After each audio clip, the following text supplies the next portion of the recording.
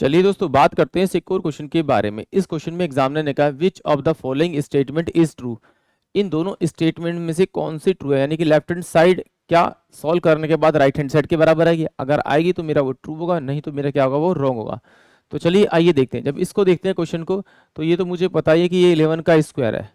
अब ये देखिए यहाँ पर ये 1 2 3 2 1, अगर आपका किसी कंटिन्यूस नंबर बढ़, यानी 1 2 3 करके काउंटिंग बढ़ रही है और पहले वो नंबर 1 2 3 4 5 तक बढ़ा, फिर 5 से 4 तक घटा, यानी कि सिंपल से कह सकते हैं कि लास्ट वाला नंबर और ये स्टार्टिंग वाले दोनों नंबर बराबर है और बीच में एक बड़ा नंबर है। तो इसका मतलब इसके लिए 1 1 1 लिखेंगे तो ये क्या हो जाएगा, ये ट्रिपल वन का क्या हो जाएगा, आपका स्क्वायर हो जाएगा। यहाँ पर देखिए सेम 1 के बाद 2 आया, फिर 3 आया, फिर 4 आया, फिर 3 आया, फिर 2 आया, फिर 1 आया, यानी कि 3 मेरे पास पीछे है और 3 यहाँ आ गए, यानी इसका मतलब क्या है, ये 4 टाइम 1 का क्या होगा, स्क्वायर होगा। तो इसको आप ऐड कर दीजिए 1 1 1 और ये आपका 1 1 1 और ये 1 1 1, तो इसका मतलब क्या 3 आपका 3 और ये 2 और 1 आएगा।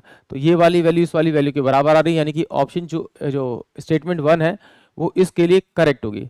एक बार जरा इस 1 1 का फंडा भी समझ लेते हैं, हो सकता है मे भी किसी बच्चे को समझ में ना आए। ये जैसे कि ट्रिपल वन दे रखा है, आप ट्रिपल वन को ट्रिपल वन से मल्टीप्लाई करेंगे तो क्या आएगा आपके पास में, ट्रिपल वन ही आएगा आपका, क्रॉस, फिर 1 1 1, फिर क्रॉस, फिर 1 1 1 आएगा, क्रॉस, तो यानी कि 1 2 3 2 1, यानी कि ये वैल्यू आ रही है और ये वैल्यू उसके अंदर दिखाई दे रही है। तो आपको सिंपल सी बात, जब भी आपको वो 11 का स्क्वायर देगा या फिर आपका ट्रिपल वन का स्क्वायर देगा या फिर 5 टाइम या 4 टाइम का स्क्वायर देगा 1 1 का, तो यहाँ पर देखिए आपका पहले 1 होगा, फिर 2 होगा, फिर 3 होगा, फिर ये डाउन होगा यहाँ पर, तो 2 1, यानी कि जो यहाँ वैल्यू होगी वो यहाँ पर वैल्यू होगी हाईएस्ट वैल्यू के लेफ्ट हैंड साइड और राइट हैंड साइड दोनों बराबर बराबर सेम नंबर होंगे।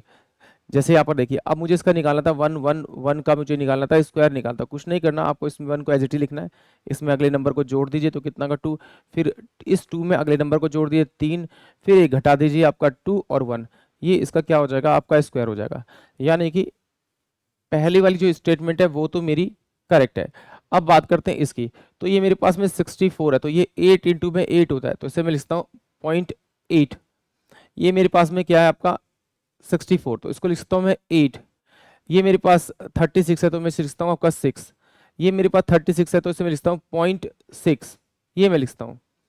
अब इसको मैं जोड़ूंगा तो 8 से 14 यानी 1.4 मेरे पास आ जाएगा, और ये 8 से 14 इसमें अगर जोड़ेंगे तो 15.4 आएगा, जो कि ये ग्रेटर देन है 15 से, यानी कि ये वाली वैल्यू भी मेरी क्या है, करेक्ट है। तो यानी कि फर्स्ट और टू, यानी कि दोनों फर्स्ट एंड सेकंड, यानी ऑप्शन डी इस क्वेश्चन के लिए करेक्ट होगा। आई होप आप सभी को क्वेश्चन समझ में आया होगा।